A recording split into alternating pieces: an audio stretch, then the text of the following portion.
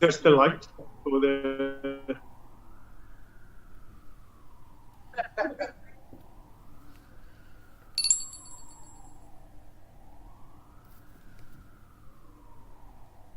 Thank you. And there was light.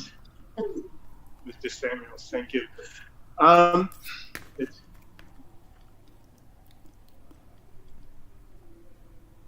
Today's presentation deals with 6 cases.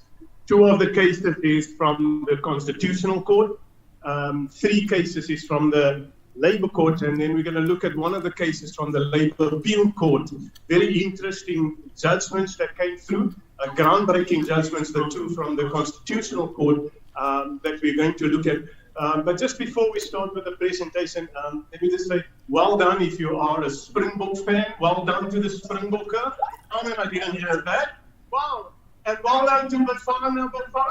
We beat DRC last night at Orlando Stadium. Well done to them.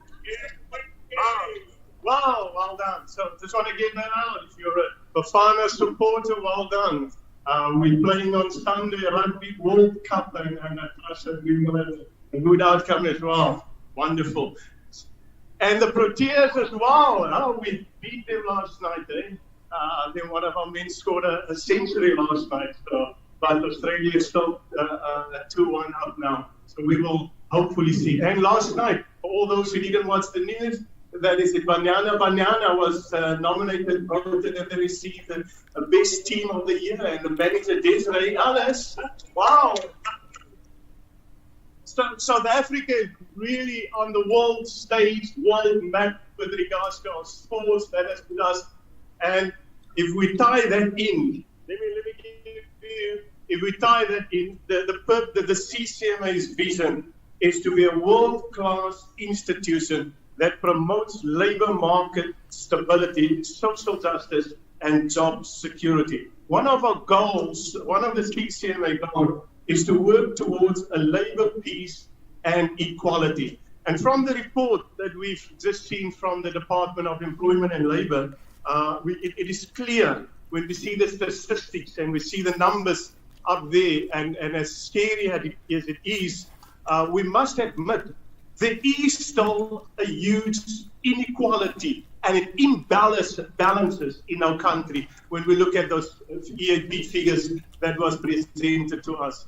So taking that in consideration and the new amendments that's coming in terms of the Employment Equity Act, we're going to deal with one of the interesting cases. There's 6 cases that we're going to deal with today.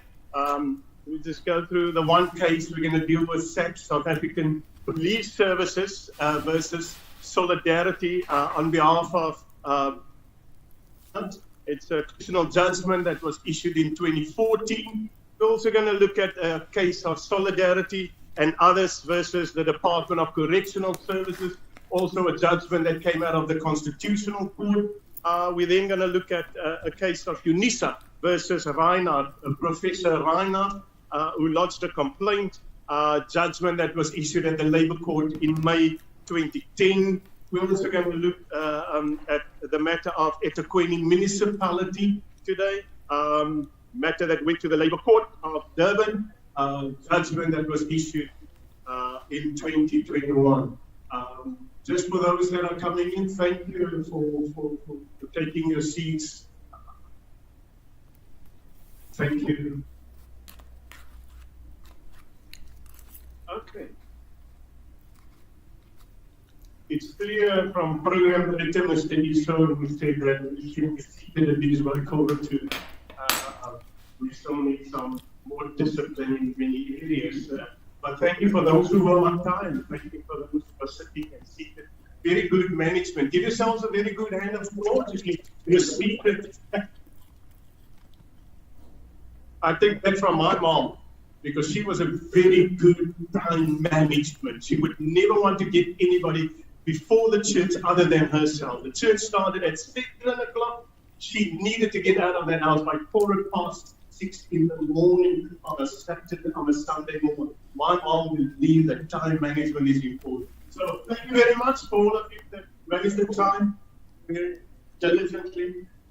we're going to look at solidarity versus, for SAPS versus solidarity on behalf of Barnard. Constitutional judgment, just in summary, to give you a background. Ms. Barnard worked for SAPS for a number of years, and then she was the complainant in the matter. Employee claimed unfair discrimination based on race pursuant to her non-appointment. She applied twice for 2 positions. The first position that she applied, she was the best candidate for the position, best overall candidate. And then the second best candidate scored about 7% less than her. And then what the National Commissioner of the Police Services did, they suspended the position. It was then re-advertised. And her non-appointment was as a result that she belonged to a designated group, colored female, that was overrepresented at that occupational level. The Constitutional Court held that the Constitution has transformative mission, which enjoins us to take active steps to achieve substantive equality, particularly for those who were disadvantaged by past discrimination.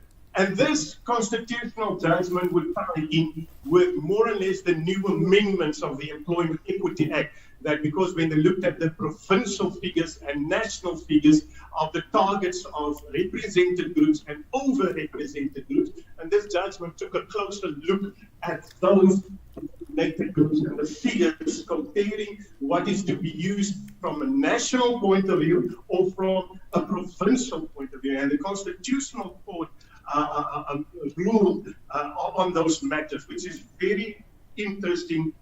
In 2006, the Divisional Commissioner recommended, what has happened is that Ms. Barnard applied for one position. The position was suspended. She applied in another position open because they appointed somebody else who came from another division into that post.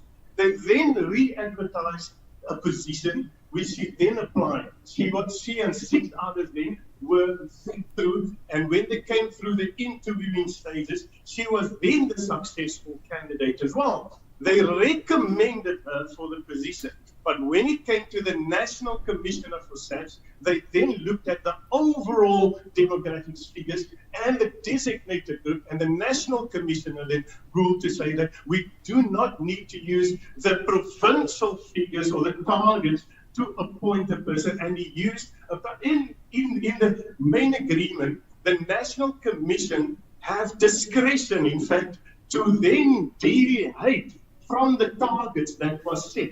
And because he had discretion in terms of moving the targets or appointing, he did not appoint Ms. Barnard. Ms. Barnard was unhappy. She took the matter then to the CCMA.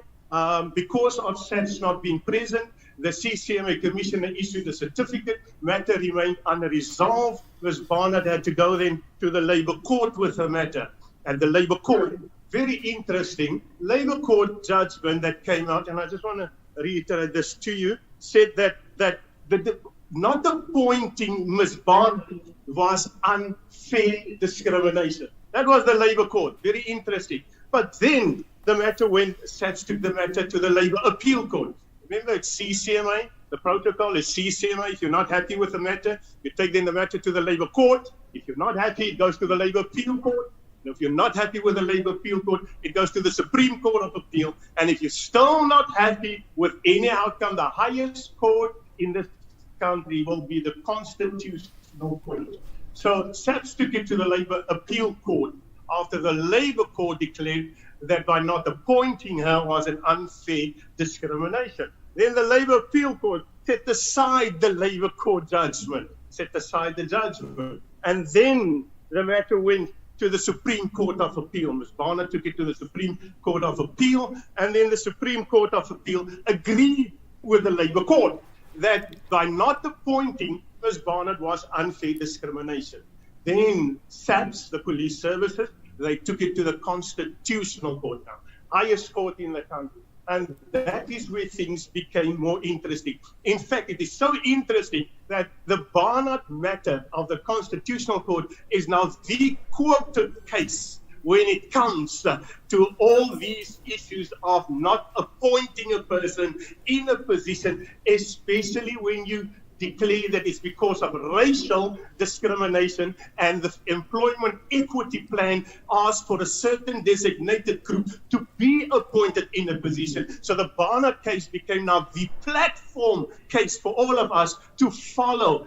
Very interesting, and it falls in line now with what the new amendments of the employment equity, what the Department of Employment and Labor is promoting the new amendments. It falls now that line and the chain of line, very interesting to follow. So the Constitutional Court held that the Constitution has transformative mission, which enjoins us to take active steps, achieve substantive equality, particularly for those who were disadvantaged by past discrimination. The equity plan of the employer was viewed as a restitution measure envisaged by the Constitution and the Employment Equity Act. To be fair, a restitutionary measure must pass a threshold, which is, this is the test, it must target a class of group that has been susceptible to unfair discrimination. It must be designed to protect or advance those classes of people, and it must promote achievement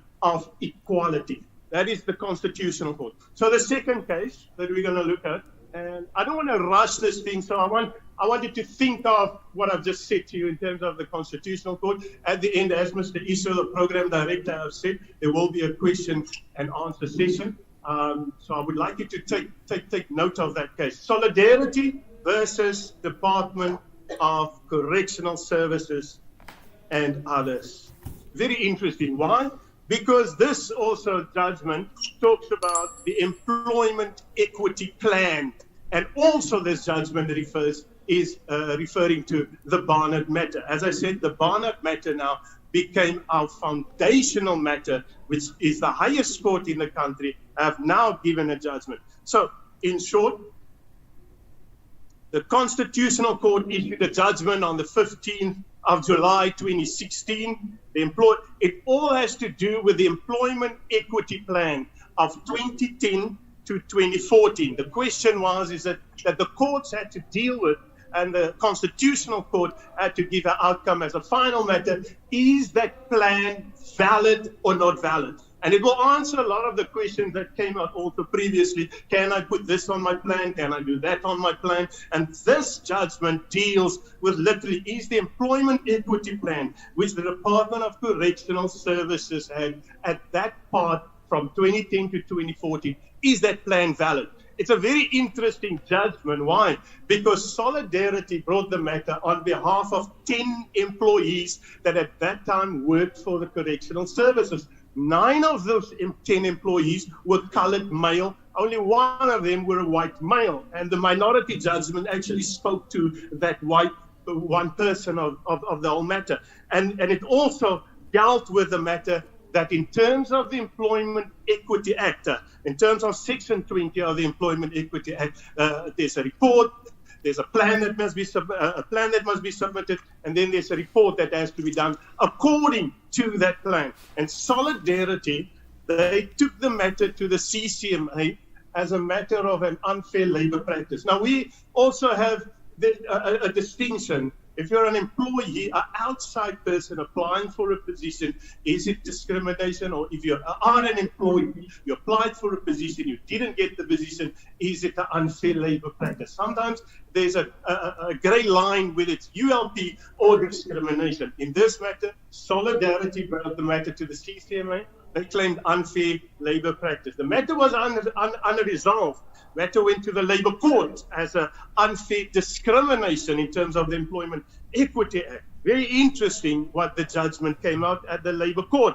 The Labour Court actually says, and I will say to you, the Labour Court said then, Solidarity, that in terms of the National Commissioner, in terms of his powers and authority to have that discretion in many other ways, listen, the Department of Correctional Services did not discriminate in any matter. So Solidarity was not happy with the matter in terms of what the outcome was. Because as much as the Labour Court issued a judgment in favor of the applicants. They were not happy that it was said that the Department of Correctional Services had to review the employment equity plan.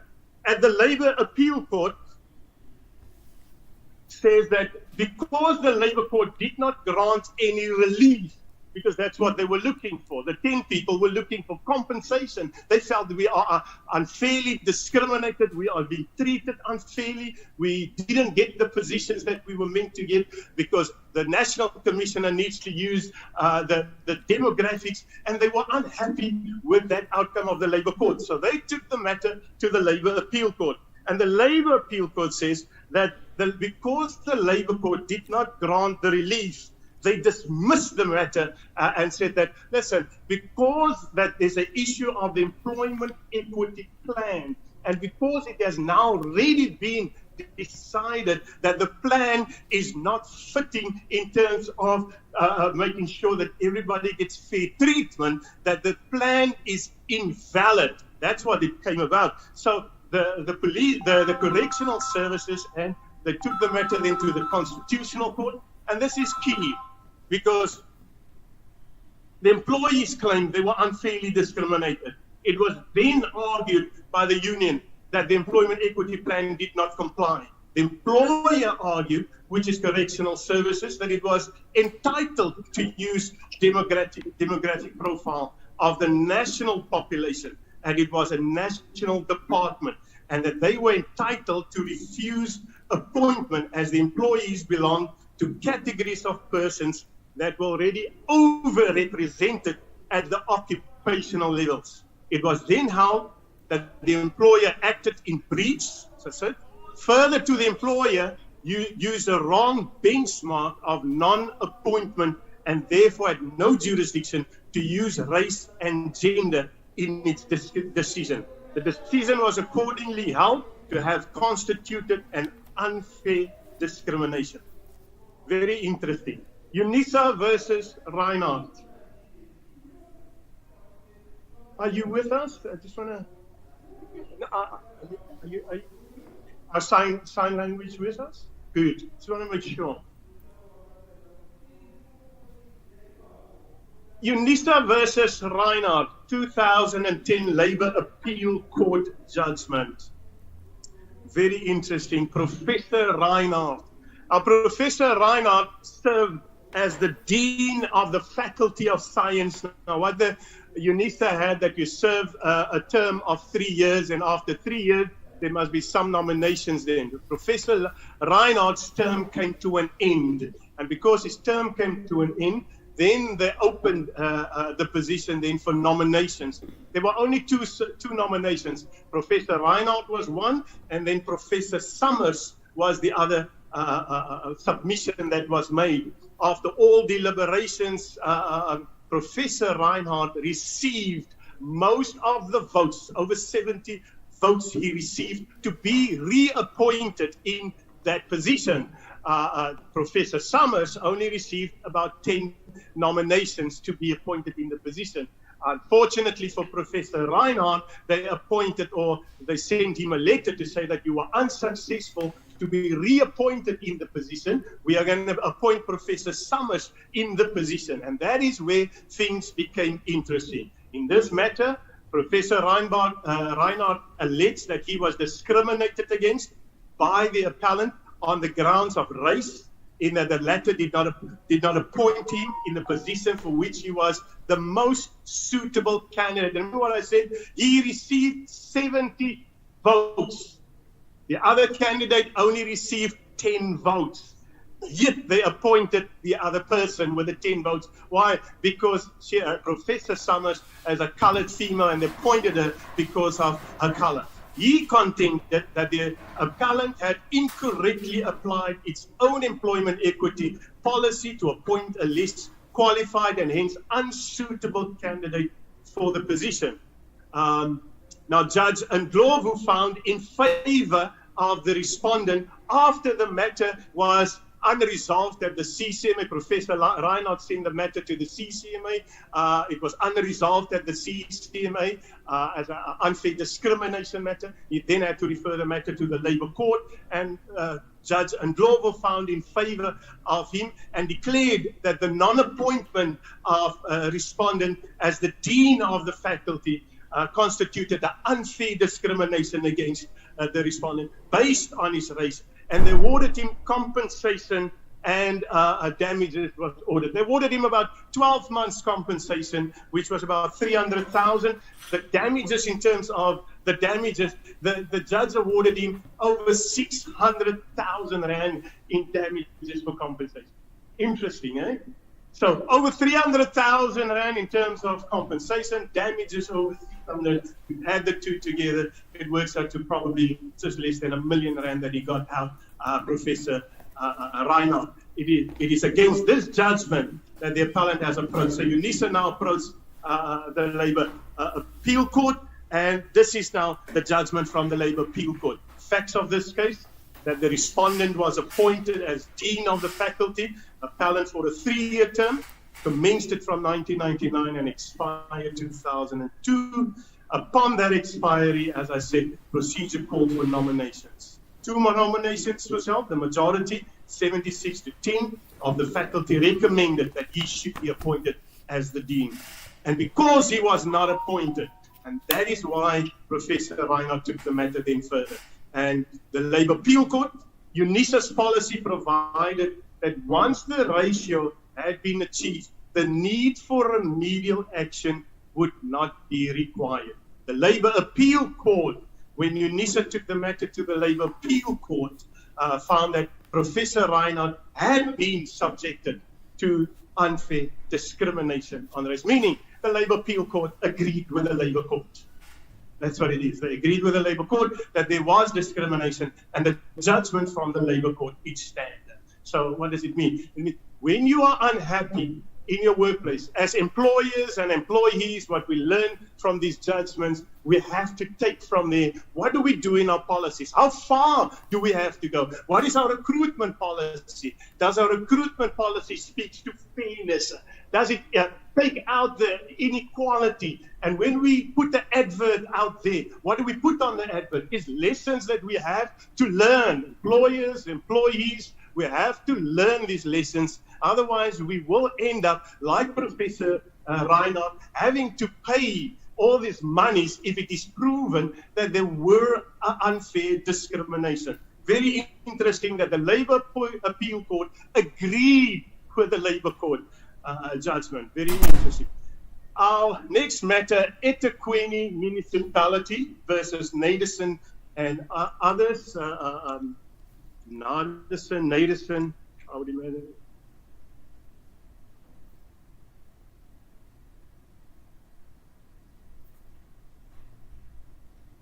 Johan Naderson. That's it. Okay. May I say quickly, on your chairs there was 2 documents. One was the program for the day. Then there's the second one, which you will see in an evaluation form. That's a form that the CCMA uses to evaluate when we do the presentations and facilitations. And may I say that after the presentation, or before you leave the room today, that you would be kindly to complete that attendance register, the evaluation form for us. You just have to tick either a tick or a cross, and then the lines, there's comments, and if you don't have comments, you... okay, no problem. There is only one document on your chair, then it's fine. We'll make sure that you get an evaluation form. I'm so glad that you're excited, wanting to complete an evaluation form for us. It is Retail Services. As I said, my manager is here, so he can evaluate my performance as well.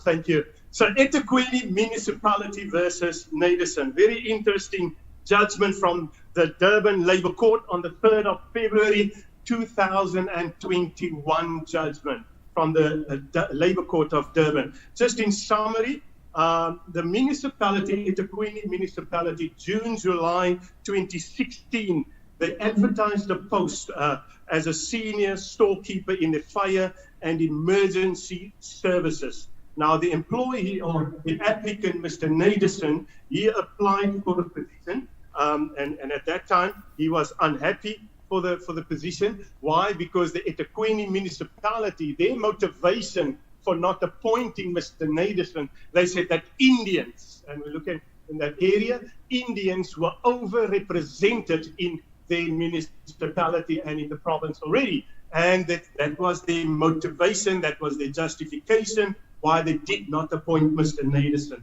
Mr. Naderson was unhappy. He took the matter to the CCMA then for unfair discrimination. The matter was unresolved at the CCMA. Certificate was issued. Remember, at the CCMA, if a matter is unresolved, we issue a certificate of outcome, which is the matter remains unresolved, and it also directs you where you need to go to. The commissioners tick off either the labor court, or you can refer the matter for arbitration. There's a third block in the middle which talks about strike and that, but one of the two blocks, it's either arbitration or you have to refer the matter to the labor court. In his case, the matter was unresolved. Refer the matter then to the labor court, where the matter was then held. So let me just go through this judgment with you. The complainant, Mr. Naderson, a person classified as Indian, applied for the senior storekeeper, emergency services fire. Position was described as critical, highly technical post, required the incumbent to procure, issue appropriate firefighting equipment and uniforms to the firefighters. There were 2 senior storekeeper posts which had been vacant for a year. These vacancies were then causing problems with effective procurement of equipment and the uniforms. The selection panel recommended Mr. Naderson for the appointment of the post. He had 15 years of experience in the post. There was upwards of a 40 to 50% difference between his score and the other shortlisted candidates in the written examination and interview questions. The appellant had an employment equity plan in place, and the racial and gender representativity in the emergency services cluster reflected that Indian males were oversubscribed by 505, Indian females by 108, and African males by 1,038. White males were undersubscribed by 253, white females 211, and African females by 1,411. The employer was not limited to his vacancy to address the undersubscription of the racial categories listed above. The employer argued that Indian males were overrepresented, that particular occupational level, and therefore re-advertised the post, holding out for a suitable candidate. While the employer was particularly holding out for an African female, there was no evidence to suggest that an African female had applied for those positions, or that the employer had implemented appropriate training measures to provide for skills development to facilitate such an appointment. Then the court held that the employees are entitled to challenge any plan, as it would lead to a bizarre situation if an employee would be denied the right to challenge unfair discrimination if the decision was taken in terms of the employment equity plan. How to challenge the lawfulness of the employment equity plan? How do you challenge? Whilst rationally is always a necessary attribute of any decision, it is not the sole ground. An equity measure that may rationally advance demographic representativity in general may nevertheless be executed in particularly ways and circumstances where the decision unfairly infringes upon the dignity, right to equality, and other legitimate interests of an employee. Factors such as the effect of implementation of the restitutionary measure on the service delivery and staff morale may also be considered in assessing decision fairness. It's all about fairness. The court noted, see there they bring in the Barnett case in. The court noted that in Barnett, the validity of the affirmative action measure was not challenged. In effect, Barnett only reviewed the decision not to appoint the person. The court noted that an employment equity plan is a measure contemplated by the Employment Equity Act, which is a statute giving expression, perhaps with limitations, to the constitutional right to equality. Restitutionary measures in employment equity plans are not directly assessed against constitutional provisions. An adjudicator must consider an equity plan's compliance with applicable statutes, albeit with the Constitution in background as an ever-present interpretive tool. So we have to make sure, because Section 23 of our Constitution says that everybody, that includes all of us, have the right to fair labor practice. That's that word, fair. And always ask, when we sit in hearings or people coming to our front desk at the moment, we've got a lot of complainants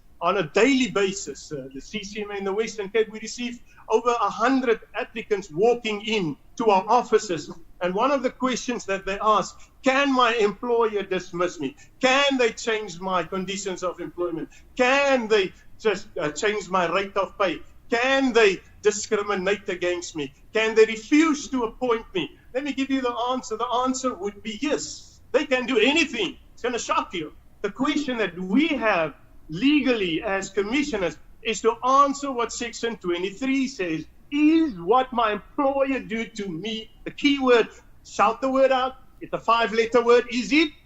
That's all. Thank you. Now we are worshiping together. Is it fair? That's all. So let it get it out there. And this is, when you read these judgments, and you read the constitutional outcome, the judges all talks about, is it fair?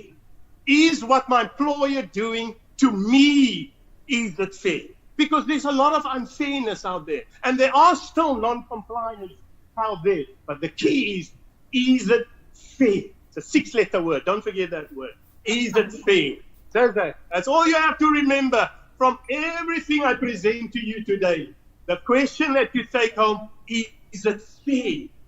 And ask Commissioner Mariki van Rooyen, who sits here. She